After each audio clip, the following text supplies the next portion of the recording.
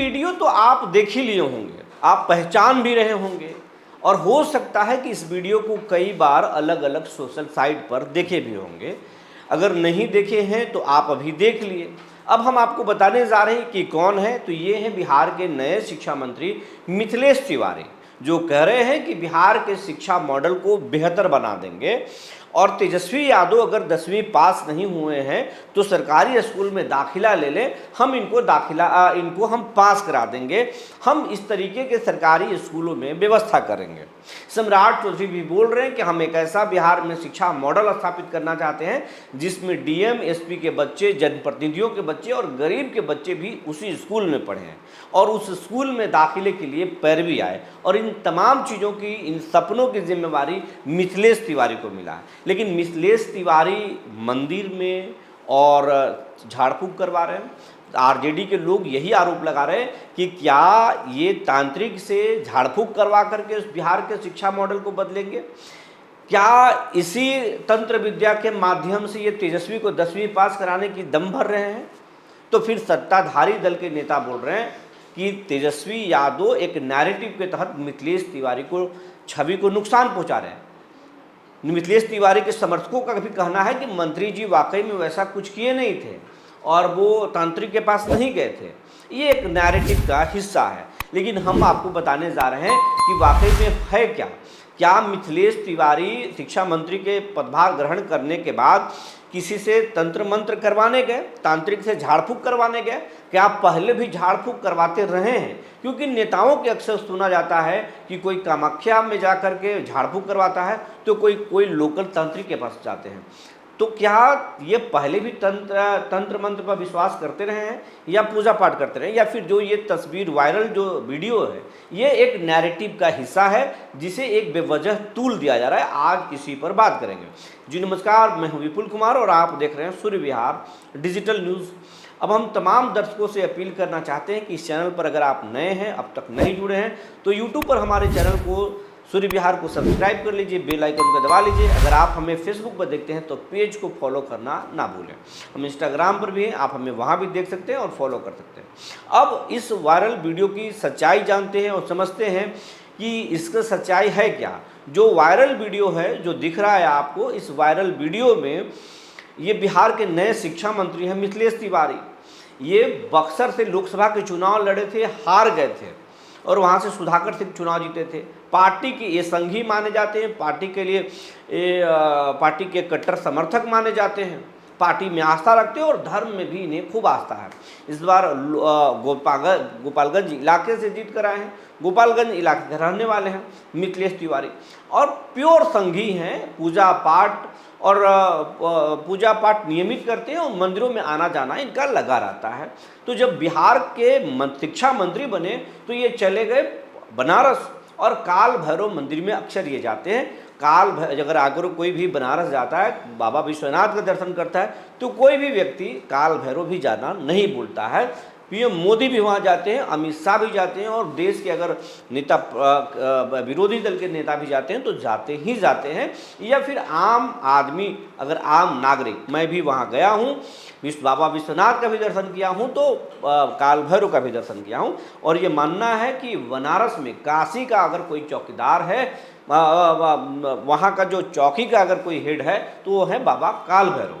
तो इसलिए काल भैरव के पास लोग जाते हैं। मिथिलेश तिवारी भी काल भैरव में गए, पूजा अर्चना कर रहे थे। इसी दौरान वहाँ का जो पुजारी हैं उन्होंने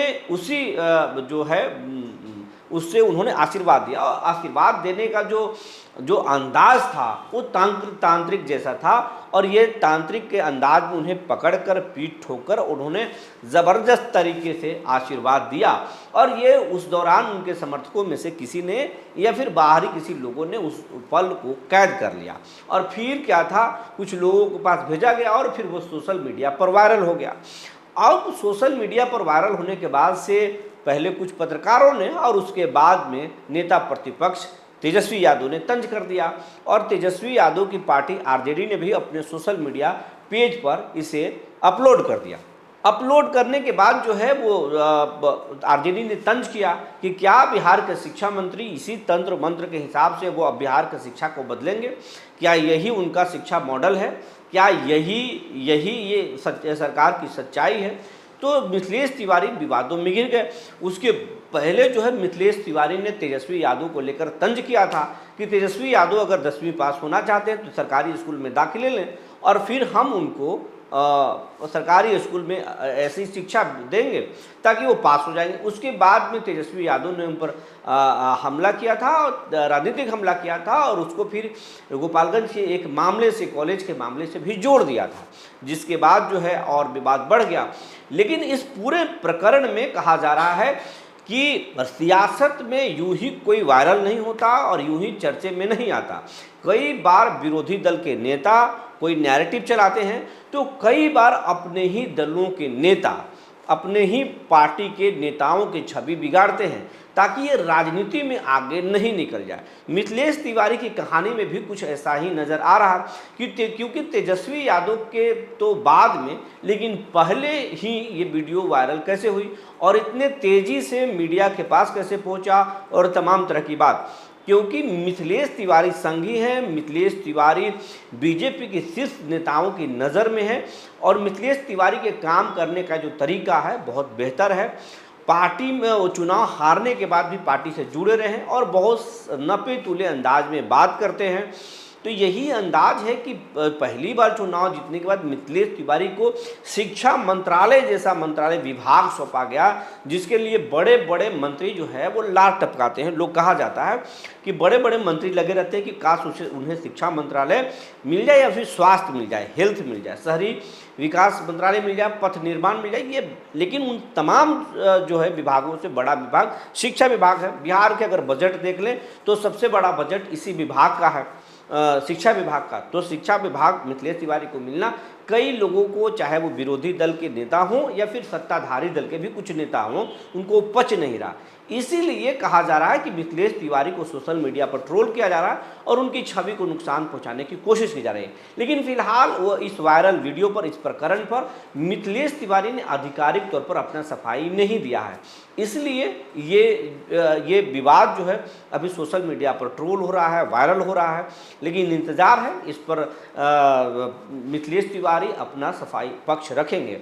वैसे बिहार के जो शिक्षक हैं वो शिक्षक जो है शिक्षा मंत्री के फरमान के बाद शिक्षा मंत्री ने साफ साफ कहा कि हम शिक्षकों से भी संवाद करेंगे, हम पदाधिकारियों से भी संवाद करेंगे और बिहार के शिक्षा व्यवस्था को बदलेंगे। इसमें जहां कोई ढील किया उसने छोड़ेंगे नहीं। लेकिन अब जब ये तस्वीर और वीडियो वायरल हुआ है उसके बाद से जो है सभी अंदर अंदर मुस्कुरा रहे हैं। आप इस पूरे प्रकरण पर क्या सोचते हैं हमें ज़रूर बताएंगे। तब तक के लिए धन्यवाद।